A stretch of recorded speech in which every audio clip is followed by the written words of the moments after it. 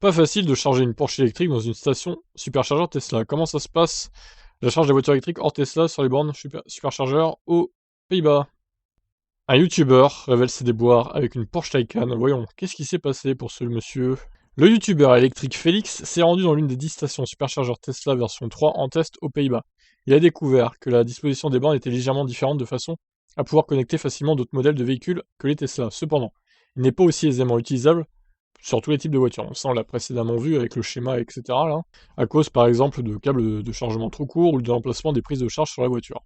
Alors même si pour le coup, pour la Taycan, elle est plutôt bien placée la prise, donc c'est pas un problème normalement, hein. Vu qu'elle est à droite, c'est bon, à l'avant droit. Il faut qu'en fait la prise soit à l'arrière gauche, comme les Tesla, ou à l'avant droit, pour que ça pose pas de soucis. Sur sa vidéo, il montre qu'il a quand même réussi à brancher sa Taycan sans trop de problème. En revanche, la puissance de charge, qui permet de charger les batteries plus ou moins vite, ne semble pas optimum. Avec la batterie à 6%, la puissance n'était que de 121 kW.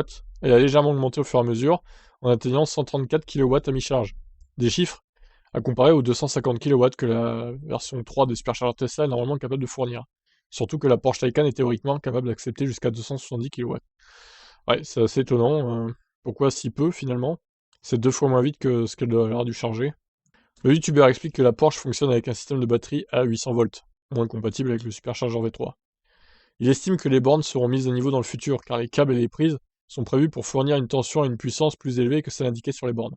Côté prix, la recharge des 39 kWh pour cette Taycan aux Pays-Bas a coûté 9,36 €, soit 24 centimes par kWh. Alors c'est étonnant qu'il ait payé si peu cher d'ailleurs. Est-ce qu'il est déjà abonné? En fait, à mon avis, il est abonné à Tesla hein, déjà pour avoir payé si peu cher.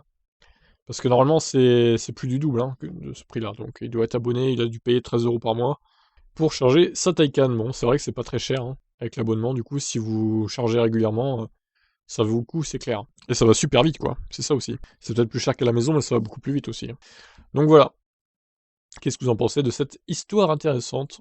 Alors d'ailleurs, ils disent superchargeur V3 dans l'article, mais non, c'est faux. C'est superchargeur V2 en fait. Donc du coup, bah, c'est normal que la vitesse n'était pas très élevée.